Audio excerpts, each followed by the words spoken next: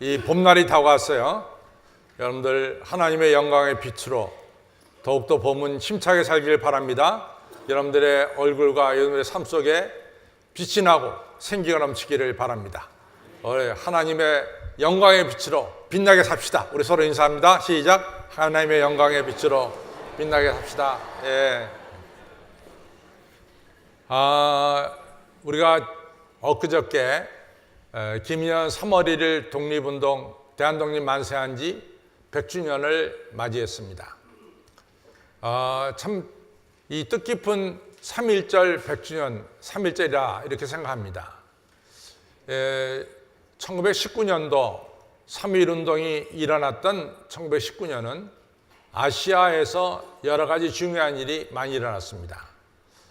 첫 번째로 1919년 3월 1일 우리 대한민국에서 대한민국 만세라고 하는 독립만세라고 하는 독립같이 운동이 일어났고, 또 1919년 3월 30일에는 이 인도의 간디가 주도한 비폭력 운동이 일어났습니다. 영국의 지배로부터 인도가 해방을 받으려고 하는 몸부림이 일어났죠. 그 다음에 1919년 똑같은 해 5월 4일에는 일본의 지배에 맞서서 중국에 있는 북경 대학생들이 일본의 지배를 반대하는 그런 또한 독립운동을 1919년 5월 4일 날 행했습니다. 그래서 1919년은 아시아에서 적어도 세 나라가 대한민국, 그리고 인도, 그리고 중국이 독립운동을 한 해입니다. 근데 사실은 1919년에 전 세계 80%가 식민지 국가였어요. 전 세계 80%가. 그런 가운데서 약소국 중에 하나인 우리 대한민국이 아시아에서는 3월 1일 처음으로 독립운동을 행했습니다. 근데 이 독립운동을 두고서 세계 역사가들은 뭐라고 말하냐면 아시아 사람들이 깨어난 해다. 그리고 아시아 사람들이 인권을 찾으려고 애쓰던 해였다. 이렇게 역사가들은 말하고 있습니다. 이러한 3.1운동, 우리 대한민국의 3.1운동은 여러 가지로 중요한 의미를 주고 있습니다. 첫 번째는 뭐냐면은 일본 사람들이 1910년에 우리나라를 한일 합방할 때 일본 사람들이 내세운 이유 중에 하나가 뭐냐면은 한국 민족은 열등한 민족이기 때문에 10사람만 모이면 4분 5일로 갈라진다. 뭉칠 줄 모르고 맨날 자기들끼리만 싸움질하는 백성이 조선 백성이다. 이렇게 평했습니다. 실제로 우리가 조선 말기에 노론과 소론 등 당파로 갈라져서 나라가 망해가는 것도 모르고 서로 싸움질했던 것이 우리 19세기 말에 우리나라 역사입니다. 그러니까 일본 사람들이 조선 사람들은 모이면 싸움질하고 갈라지는 열등한 민족이기 때문에 이러한 열등한 민족은 일본이 다스려야 된다. 그래서 일본이 한일 합방의 이유 중에 하나를 그 이유를 들었어요. 그래서 열등한 민족을 깨우쳐야 된다. 이런 이야기들을 일본 사람들이 했습니다. 더 나아가서 일본 사람들이 일본이 한국을 지배하는 것에 대해서 열등한 민족인 조선 사람들은 감사해야 된다. 여기까지도 발전을 시켰습니다. 그런데 1919년에 이 3월 1일 3.1운동을 벌인 것을 보면은 지금 우리나라 인구 한 8천만으로 보죠. 남한의 인구 5천만, 북한의 인구 2,500만, 또 플러스해서 한 7,500만 내지 8천만으로 우리나라 인구를 보는데 그 당시에 우리나라 인구는 1,800만 명이었어요. 1,800만 명 중에서 3.1운동에 이같이 개입한 분들이 얼마가 되냐면 200만 명이 됐습니다. 전체 민족의 6분의 1이 3.1운동에 관계를 했어요. 그때 3.1운동 때 붙잡힌 사람들이 몇 명이냐면 4만 6천 명이 붙잡혔습니다. 4만 6천 명. 그 다음에 3.1운동 하다 그때 죽은 사람이 얼마냐? 15,000명이 죽었습니다. 그래서 3.1운동을 정리해 보면은 일본 사람들이 뭐 한국민족 4분 오열된다, 그게 아니죠. 대한민국 조선 사람들 대부분이 3.1운동에 참여했습니다. 목숨을 내걸고 이같이 나라의 이같이 주권 찾기 운동에 나섰던 것을 알 수 있습니다. 이 3.1운동이 이 가져온 두 번째 중요한 결과는 뭐냐? 우리가 잘 아는 대로 3.1운동이 끝나자마자 생겨난 것이 상해 임시정부였어요. 3.1운동이 없었다면 상해 임시정부는 훨씬 더 늦게 세워졌을지도 모릅니다. 3.1운동이 끝나자마자 바로 상해로 가서 우리 조상들이 상해 임시정부를 세웠습니다. 상해 임시정부가 세워지면서 크게 여러 가지 일들을 한 것이 있는데, 그 중에 하나는 이승만 대통령이 미국으로 건너가서 미국에 있는 정치 지도자들에게 조선이라고 하는 나라를 알리기 시작했어요. 일제강점에 대해서 역설하기 시작했습니다. 조선은 해방돼야 되고 조선은 독립돼야 되고, 이야기를 이승만 대통령께서 미국의 정치 지도자들에게 말하기 시작했어요. 또 3.1운동이 끝나자마자 서영애 선생님이란 분은 유럽으로 건너가서 유럽 지도자들에게 이 조선 땅은 해방돼야 되고 독립돼야 됨을 말씀했습니다. 근데 이것이 얼마나 중요했냐면요, 우리가 잘 아는 대로 1943년 11월 27일 날 카이로에서 카이로 회담이 열렸습니다.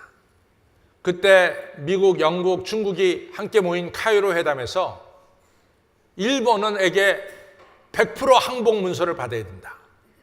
일본이 지금 차지하고 있는 땅들은 전부 다 남의 나라의 땅들이다. 따라서 일본에게 절대적으로 항복 문서를 받아야 되고, 일본이 차지하고 있던 땅들을 다 도로 찾아와야 된다.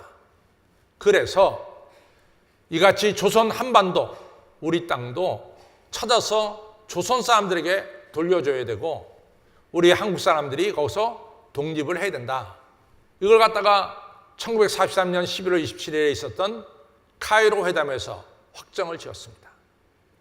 이러한 일련의 모든 것의 시작은 우리가 잘 아는 대로 1919년 3월 1일 운동서부터 시작이 됐습니다.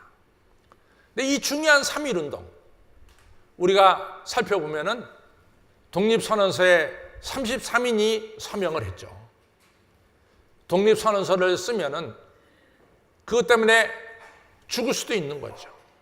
여러분 알다시피 미국이 1776년 이 영국에 대항해서 미국 독립선언서를 만들었을 때 그 선언서에 서명한 한 50몇 명의 사람들을 갖다가 50년 동안 이름을 밝히지 않았어요.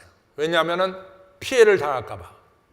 그러나 3.1운동에 이 서명한 33인은 자기 이름을 당당히 밝히고 이같이 독립선언서에 자기 이름을 적었습니다.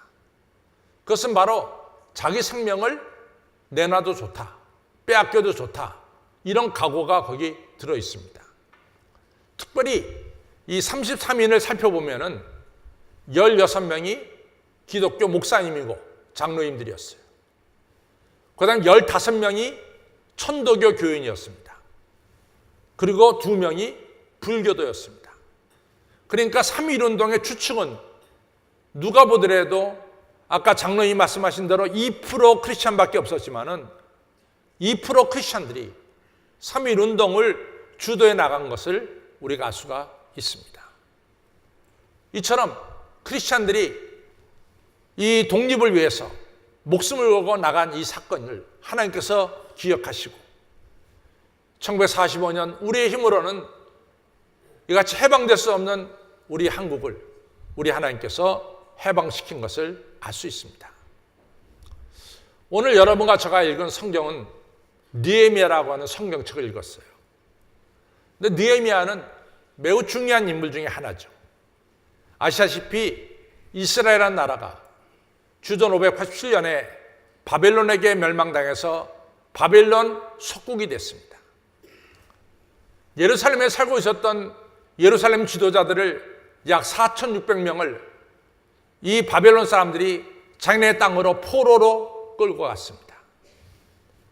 그러다가 바벨론이 망하고 페르시아가 지배하면서 페르시아 초대왕 고레스가 바벨론의 포로로 끌려 있었던 이스라엘 백성들을 고향으로 돌아가게 했죠.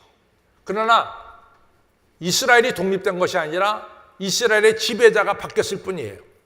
바벨론이 지배하다가 이제는 페르시아가 지배하는 지배자만 바뀌었을 뿐입니다. 그러나 페르시아는 포로들을 갖다가 예루살렘으로 돌아가게 했어요.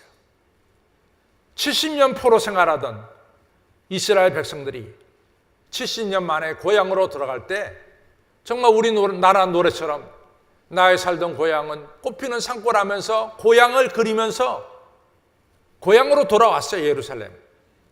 그런데 고향은 꽃피는 산골이 아니었습니다.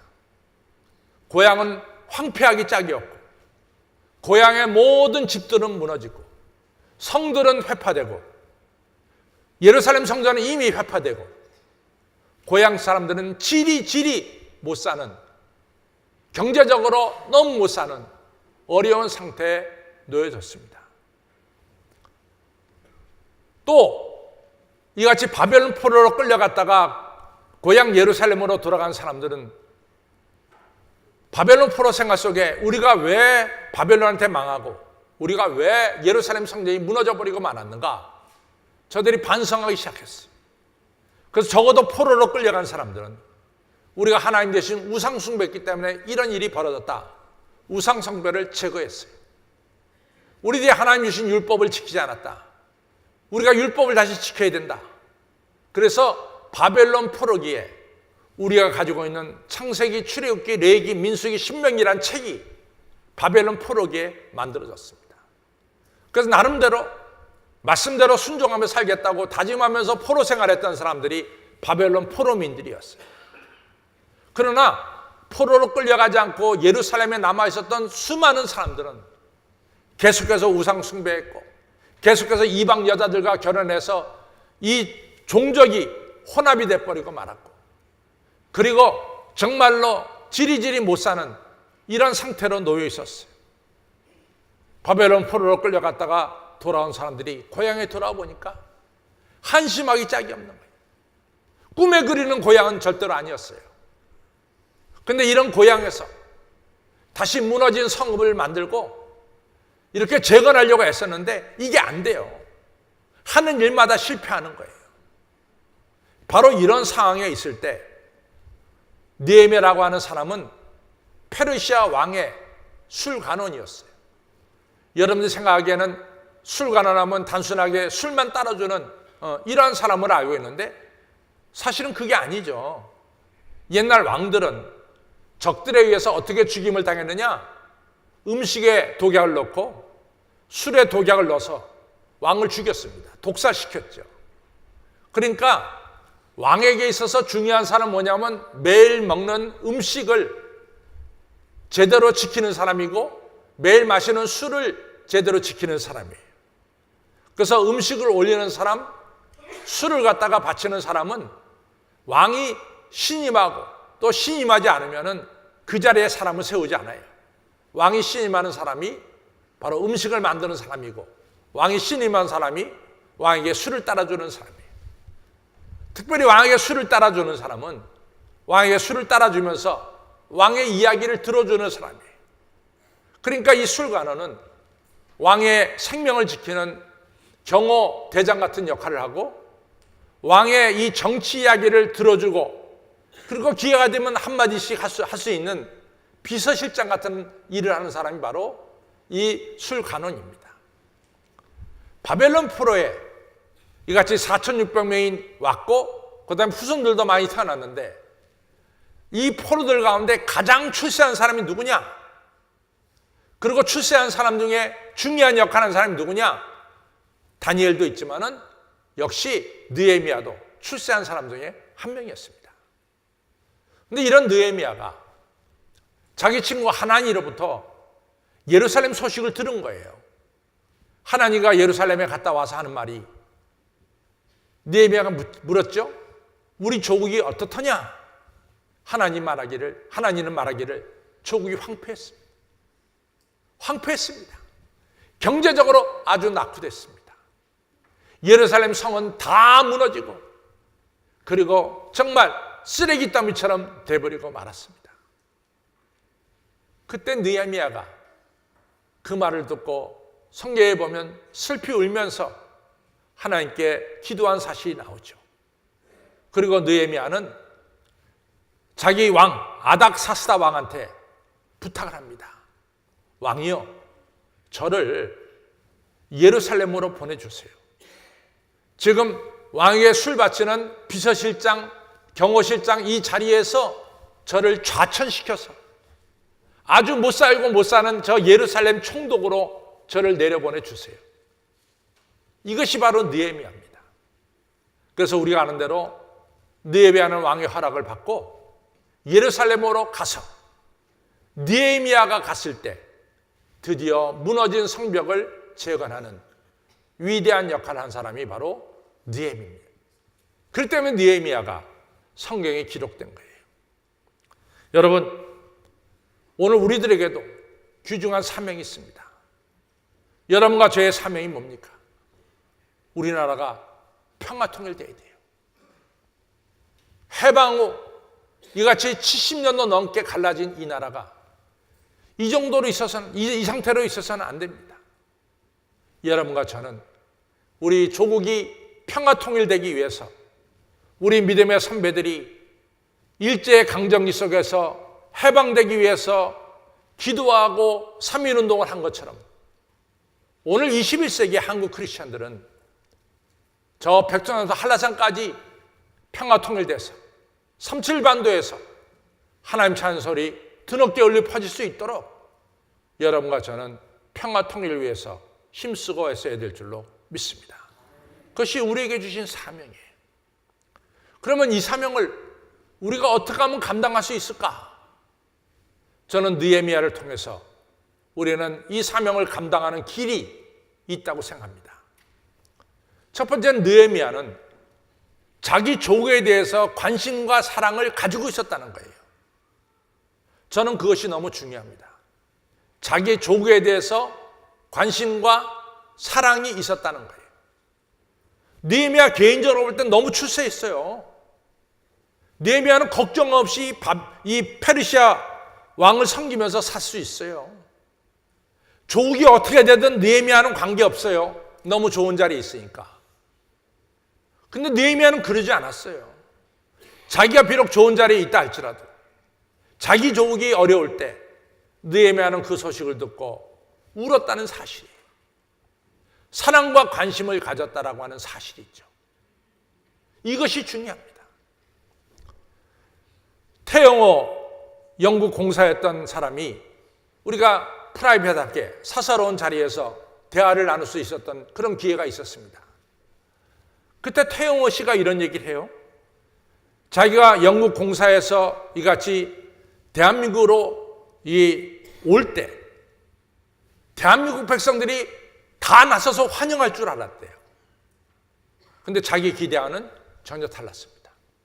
그렇게까지 우리 백성들이 기뻐냈지만 나서서 즐거워하진 않았어요. 그 첫 번째 태영호 씨가 놀란 충격 중에 하나입니다. 두 번째는 태영호 씨가 대학 같은 데 가서 조국이 통일돼야 된다고 얘기할 때 대학생들이 반응이 없었다는 거예요. 너무 이상하다는 거지. 그래서 대학생들한테 가서 그랬대요. 왜 당신들은 통일에 대해서 그렇게 반응이 없냐?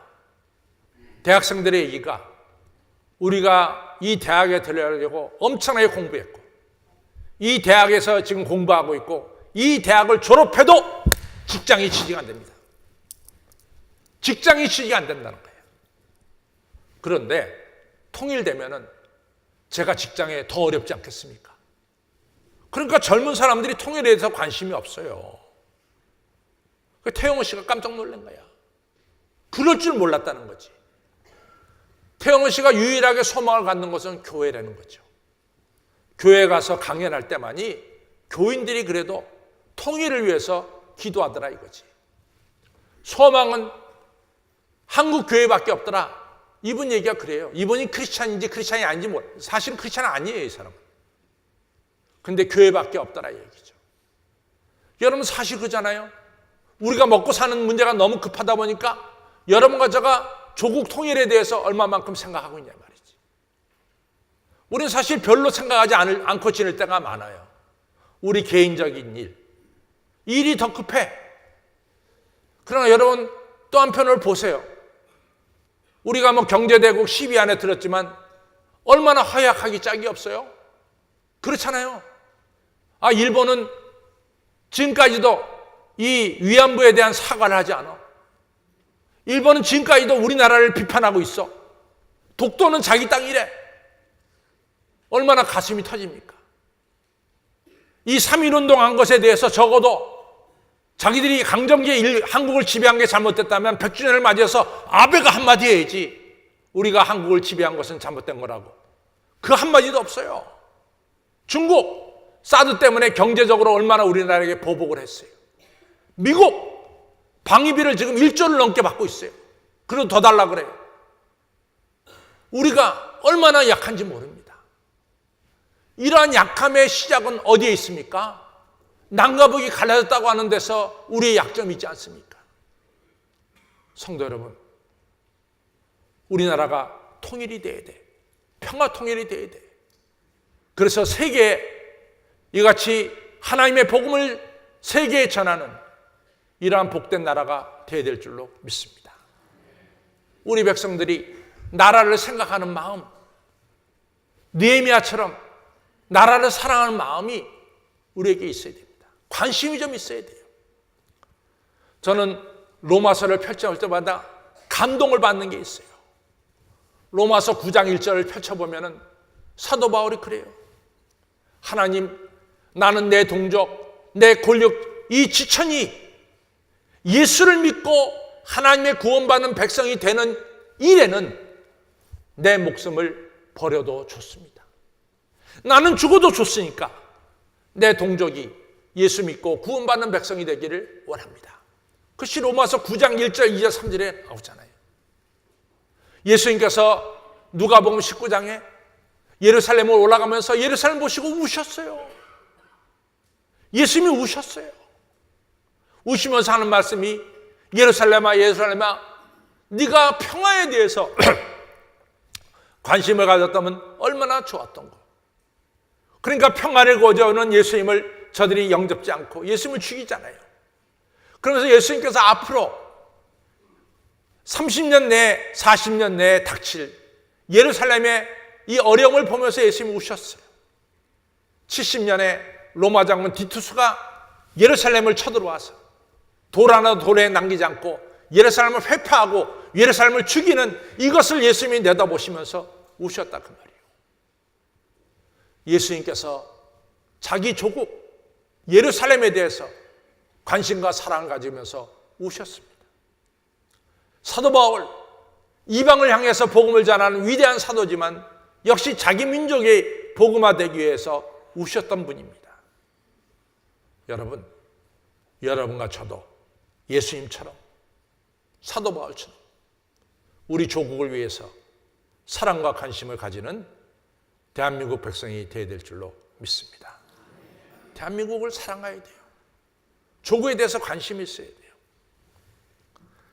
1966년 6월 12일 날 소위 말하는 6.1 전쟁이 중동에서 일어났죠.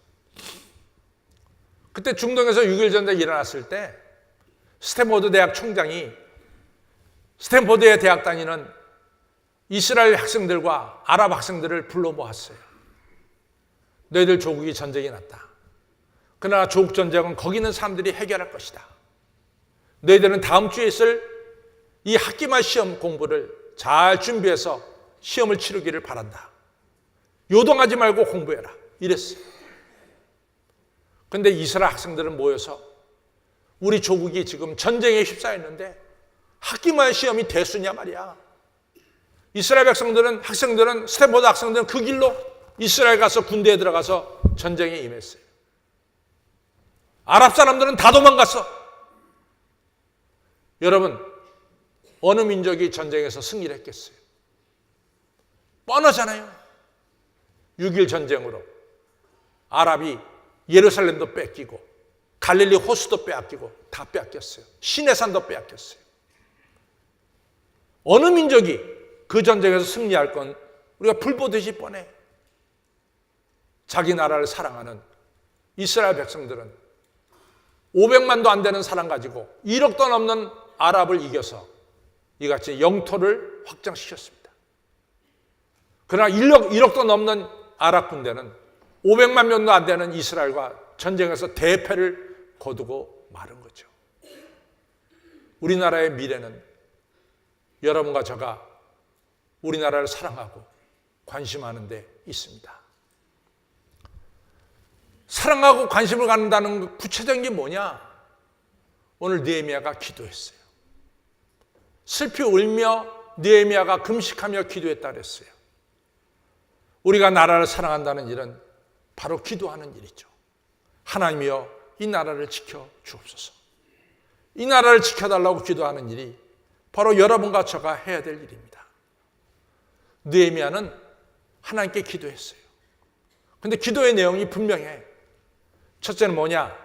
하나님 앞에 분명히 기도했고, 두 번째 기도는 하나님께 잘못한 것에 대해서 회개 기도를 했어요. 철저하게 회개 기도를 했어요. 하나님 우리를 사랑하셔서 모세를 통해서 율법을 주셨는데, 하나님 말씀을 주셨는데 우리 민족이 말씀 따라 살지 못했습니다. 말씀대로 순종하지 못했습니다. 범죄를 저질렀습니다.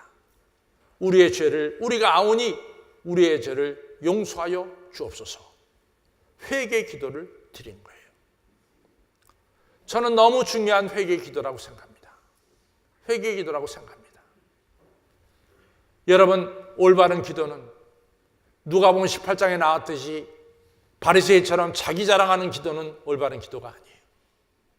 세리처럼 자기의 허물을 깨닫고 하나님 앞에 죄를 고백하며 기도하는 기도가 올바른 기도예요. 하나님은 세리의 기도를 받으셨어요. 다윗이 그 엄청난 죄를 저지르고 나단이 그 죄를 지적했을 때 다윗은 눈물이 얼마나 많이 흘렸던지 벽에를 썩을 정도로 회개 기도하면서 기도했어요. 하나님은 다윗의 죄를 용서해 주시고 회복시켜 주셨습니다. 저는 느헤미야의 기도가 우리 한국교회 기도라고 생각해요. 우리 한국교회가 회개할 게 많아요. 회개할 게 많아요. 참 회개할 게 많아요. 일본 사람들이 지적한 대로 대한예수교 장로 이름 가지고 교단이 400개가 넘어. 이게 말이 되냐 말이야. 조금만 수틀리면 끌고 나와서 교단을 만들어. 그렇다고 우리 기장은 뭐 잘했냐? 기장도 잘못된 게 많죠. 여러분, 우리가 하나 되지 못하고 서로 나누어져 가지고 말이지. 이 기독교인들끼리도 서로 갈라져 있어요. 일본 사람이 많은 대로 똑같아. 한국 사람들 10명만 모이면 4분 5일 된다고 말이지. 우리가 너무 갈라져 있단 말이지. 너무 이기적이고 너무 자기 자랑이고 말이지. 여러분들, 우리 교회도 창피한 게 많아요. 우리는 하나님 말씀대로 제대로 순종하지 못하고 산 것에 대해서 우리가 깨닫고 회개해야 될 줄로 믿습니다. 회개할 때 주님은 용서해 주세요. 그리고 우리를 회복시켜 주신다고. 이것이 주님의 약속이에요. 저는 성경에 나오는 다니엘이 너무 훌륭해요. 다니엘은 느부갓네살 왕을 빼놓고 다른 사람을 위해서 기도하면은 굶은 사자굴 속에 던져진다고 하는 조소가 붙여진 것을 알고도 하루에 3번씩 다니엘은 조국을 위해서 기도했어요. 나라와 민족을 위해서 기도했어요. 그래서 굶은 사자굴 속에 던져졌지만 하나님이 살려주셨어요. 여러분과 저는 기도해야 됩니다.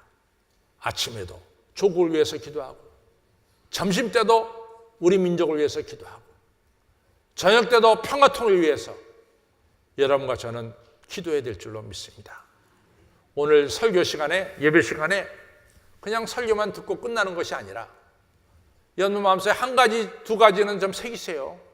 그래, 내가 우리 조국을 사랑하기 때문에 내가 평화통일을 위해서 적어도 하루에 내가 한두 번은 기도해야 되겠다.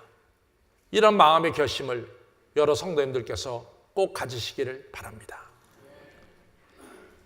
여러분과 저와 기도할 때 하나님께서 구하라 주실 것이라고 하는 약속이 있어요. 내가 조국 통일을 위해서 기도할 때 하나님은 우리 기도를 들어주시고 우리가 조국 통일을 우리 하나님께서 이루어 주실 것이라고 하는 믿음과 확신을 가지고 하나님께 우리 나라 평화 통일을 위해서 기도하시기를 바랍니다. 알렉산더 대왕의 일화가 있어요. 알렉산더 대왕이 33세에 전 세계를 다 지배했잖아요. 그래서 알렉산더 대왕의 일화 중에서 더 점령할 땅이 없다고 통탄한 왕이 알렉산더 대왕이라고 33세. 근데 알렉산더 대왕이 전대를 다 통일하고 나서 다 점령하고 나서 부하들이 너무 수고했잖아요. 더 뭐 점령할 땅은 없고. 그러니까 부하들을 불러놓고 말합니다. 아유, 자네들이 너무 수고했어. 자네들의 희생 때문에 이 헬라, 이 나라가 이같이 커졌다고. 앞으로 당분간 전쟁이 없을 테니까 이 자네들의 수고에 대한 내가 뭔가 보답을 해야 되겠네. 자네들이 원하는 거 얘기해. 내가 들어줄게. 그랬더니 A라고 하는 군단장이 딱 나서 하는 말씀이 제가 수년 동안 전쟁터에 나가다 보니까 정말 집도 한 칸 없습니다. 저 큰 집 하나 주세요. 그래? 너 어느 집 원하느냐? 저기 있는 큰 집. 너 가져. 그냥 줘버려. 둘째 장군이 나오더니 아이고 왕님 아시다시피 수년 동안 전쟁터에 나 가져가고 단란한 시간을 지낸 적이 없습니다. 저는 1년 동안 좀 휴가를 보내주세요. 그래, 너 1년 동안 휴가 가져라. 줬어. 그 다음에 세 번째 이 C라고 하는 장수가 나오더니 이 장수는 이상한 걸 요구하네. 왕이요, 나 아름다운 여자 10명을 주세요. 그 여자들하고 살겠습니다. 그래, 10명 가져라. 이렇게 됐어. 네 번째 장수가 나왔어. 네 번째 장수가 나와서 하는 말이 왕이요, 그래 뭐냐? 왕이 점령한 저 나라를 저한테 주세요. 그런 거야. 그러니까 거기 있는 사람들이 다 놀랐어요. 이건 차원이 달라. 집 달라는 거, 휴가 달라는 거, 뭐 여자 달라는 거, 그거하고는 상관이 없어. 왕이 차지한 엄청난 나라 중에 하나를 자기한테 달라는 거야. 그 사람의 이름이 레닉이야. 레닉. 그랬더니 옆에 사람들이 저거 구하지 못할 거 구했다 이렇게 생각하는데 알렉산더 대왕이 크게 웃으면서 야, 네가 나를 그렇게 큰 사람으로 보느냐? 네가 나를 큰 사람 보니까 내가 큰 사람답게 그 나라 너한테 주마. 나를 줬어요. 여러분, 윌리엄 캐리라고 하는 분이 유명한 얘기했잖아요. 하나님은 위대하신 분입니다. 그러니까 여러분들 하나님께 위대한 일을 간구하십시오. 그래야만 위대하신 하나님께서 위대한 일을 너희들에게 주실 것입니다. 그랬잖아요. 하나님은 위대하신 분입니다. 위대한 일을 구하십시오. 2월 27일, 28일 날 뭐 하노이에서 북미 정상회담이 열리니까 뭔가 이루어지겠다. 뭐가 이루어졌어? 뭐가 이루어졌어? 트럼프와 김정은이 무슨 일을 행할 것 같아요? No. 여러분들, 우리나라를 해방시켜 주실 분은 하나님 한 분이세요. 그러니까 하나님께 기도해야 되는데도 위대하신 하나님께 위대한 일을 하나님께 간구하는 여러분과 저가 되기를 주님의 이름으로 축원합니다. 느헤미야의 세 번째 일은 뭐냐? 느헤미야는 말로만 하지 않았어요. 아까도 얘기했지만은 술관은 경호대장 비서실장 자리를 내려놓고 지리지리 못 살고 문제만은 예루살렘으로 갔어요. 그리고 무너진 성벽을 느헤미야가 재건하잖아요. 한 손에는 창을 들고 한 손에는 벽돌을 들면서 부셔진 예루살렘의 성벽을 다시 쌓는 위대한 일을 완성시키잖아요. 이 귀한 일이 이루어지는 데는 헌신이 없이는 이루어지지가 않습니다. 우리 주님께서 말씀하시기를 너희가 말과 혀로만 사랑하지 말고 행함과 진실함으로 사랑하라 그랬어요. 교회 사랑한다고 말로는 수없이 말하지만은 사랑하는 게 도대체 뭐야? 행함이 뭐가 있냐고. 전혀 없어. 그럼 교회 사랑하는 거 아니요.